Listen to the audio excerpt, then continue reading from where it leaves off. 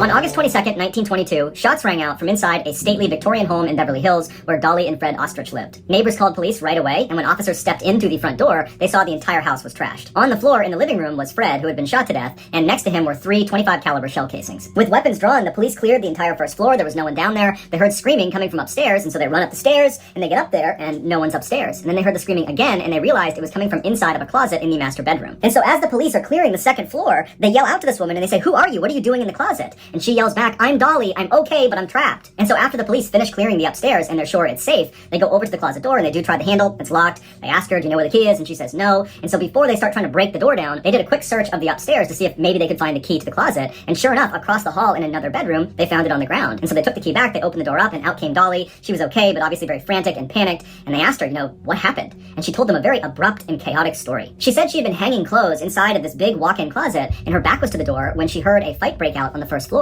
And before she could even turn around to go investigate, she said the closet door was swinging shut, and then she heard it lock from the outside, and she didn't get to see who it was that shut the door. The whole thing was a bit of a head-scratcher for police, because they're thinking, okay, well, was it one person that attacked Fred downstairs and then ran upstairs and shut and locked the door immediately afterwards before Dolly could come out and see? Or was there 2 people, one person downstairs attacking and one person upstairs shutting and locking the door? Or was it more than 2 people? And despite the house being totally ransacked and there being lots of valuable stuff in their house, Dolly said the only thing she could tell was missing was the diamond-encrusted wristwatch that Fred always wore. It was not on his wrist when they discovered his body. And why, detectives wondered, were these burglars or this burglar carrying a .25 caliber weapon? Something that small was more likely to be found in a woman's purse than in a home invasion. When police spoke to neighbors, they were quick to say Fred and Dolly fought all the time, and earlier that night they had gotten into a really bad one. But as much as police wanted to point the finger at Dolly, it was just impossible for her to have committed this crime, because how could she have murdered Fred and then ran upstairs and locked herself in the closet from the outside and then also somehow deposited that key across the hall in another room? It just didn't make any sense. But since the police had little else to go on, they dug into the new widow's past. Dolly was born in Germany in 1880, and following a move to Milwaukee, Wisconsin just before the turn of the century, she married Fred, who was 3 years older than her. Fred was driven and successful, but he was also a raging alcoholic and prone to violence. And so as Fred built up his textile empire, opening up factory after factory all across the Midwest, their marriage grew strained. He was mean, and she was lonely. When they moved from Milwaukee to Southern California in 1918, their new neighbors immediately were aware of the fact that Dolly and Fred fought loudly and often, and they frequently bickered in public. Police looked high and low to see if Dolly had maybe taken a lover, but no one had ever seen her with anyone but Fred. And so while they might be miserable, they seemed to be faithful. And so try as they might, the police could find no clues that suggested anything darker or more dangerous than a petty and meaningless marriage. The case hung open, and suspicion continued to trail Dolly, even though it was physically impossible for her to have committed the crime. Now free from her unhappy marriage, Dolly moved into a new home in Los Angeles, and she took up with her estate lawyer, Herman Shapiro, who was handling her husband's $1 million estate. But just like her late husband, her new boyfriend, Shapiro, worked long hours, and he was not around much, so she was lonely all over again. So she went out and got another boyfriend, a guy by the name of Roy Klum, and she began seeing the men at the same time. A year after Fred's death, Captain Herman Klein of the Beverly Hills Police Department dropped by Dolly's estate lawyer/boyfriend's office. Detectives were still suspicious of Dolly, even though the case still made no sense. And so Captain Klein goes into Shapiro's office, and wouldn't you know it, sitting on the desk is this beautiful diamond-encrusted wristwatch that looks an awful lot like the watch Dolly claimed was the one thing stolen from her house on the night of her husband's murder. When the captain asked Shapiro how he got this watch, Shapiro told him that Dolly had given it to him as a gift, but I know where you're going with this, because I thought the same thing too. I know about the missing diamond watch on the night of the murder. I asked Dolly about it when she gave it to me, and she told me that that was actually a mistake. The watch was never missing, and she later on found it tucked underneath a sofa cushion in the living room. The captain was not buying this, and so as soon as he left Shapiro's office, he immediately confronted Dolly about the watch, and Dolly said,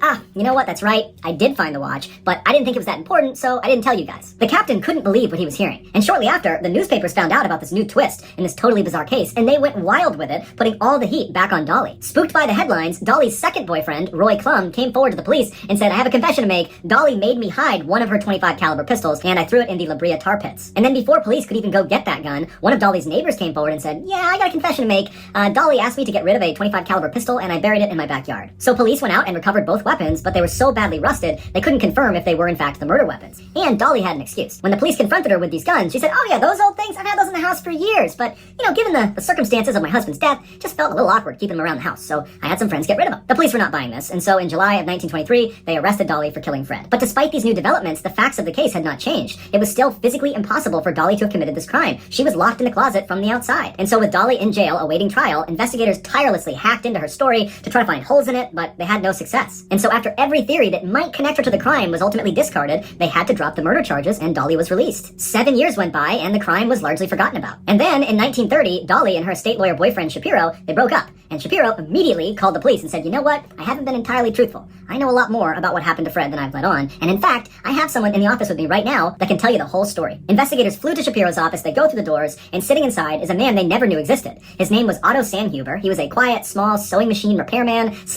aspiring dime store fiction writer. And the story he would tell them would be more bizarre and lurid than any investigator could have imagined. It began almost a decade before the murder. When Otto was a teenager, he had worked for Fred in one of his Milwaukee factories. One day, in 1913, Dolly complained to Fred that her sewing machine was broken. And so Fred asked one of his employees, who he knew was a sewing machine repairman, the then 17-year-old Otto, if he would go over to his house and fix the sewing machine for his wife. Dolly knew her husband was going to send Otto specifically to their house, and she was very attracted to Otto. And so when Otto showed up, all she had on was a silk robe, stockings, and heavy perfume. Thus began Dolly and Otto's affair, which at first they conducted in a pretty typical way, meeting secretly in hotels, but when that became burdensome, they moved their relationship back into the Ostrich home, with Otto needing to sneak in and out around Fred's schedule. But it wasn't long before nosy neighbors were asking Dolly, who's that strange man coming around your house all the time? And she would say, oh, that's my vagabond half-brother. But Dolly and Otto knew they couldn't continue in this way. But instead of breaking it off or returning to secret hotel liaisons, Dolly decided that Otto should take up residence in the Ostrich home in a secret hideaway in the attic. That way no one would see him coming or going. Otto, who had no family to miss him, quit his job at the factory, moved into the secret room, and then never left. Pretty quickly, Otto and Dolly fell into a routine where when Fred would leave for work for the day, Otto would come downstairs, they'd spend time together, and then Otto would clean the house and then make bathtub gin. Before Fred came home, Otto would sneak back upstairs to write pulp stories about lust and adventure, and he would read newspapers and magazines by candlelight. Around this time, Fred started complaining to Dolly about strange noises in the house. He also started to notice they were running through food a lot faster than normal, and a couple times he thought he was short a cigar. But no matter how much Fred complained, Dolly was always able to convince him that everything he was hearing and seeing was in his head. And so over the next 5 years, they would live in 4 homes in Milwaukee, and always these strange sounds and oddities about the house would follow them, but Fred never investigated. In 1918, Fred told Dolly he wanted to move to Southern California,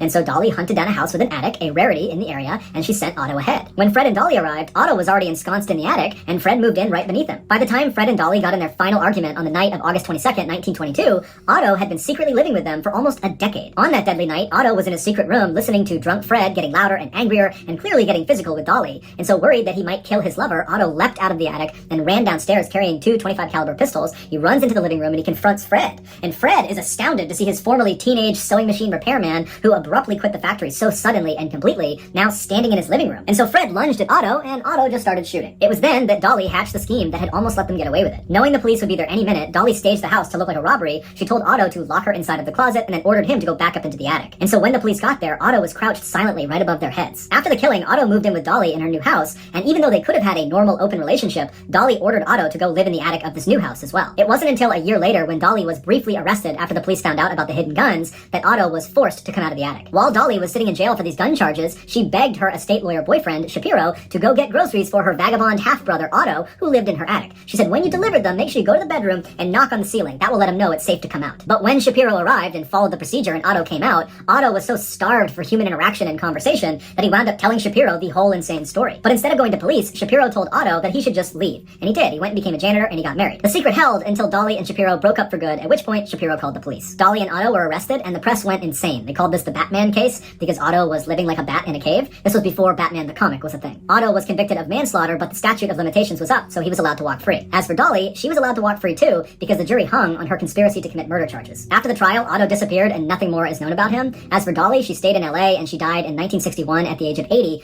2 weeks after marrying yet again.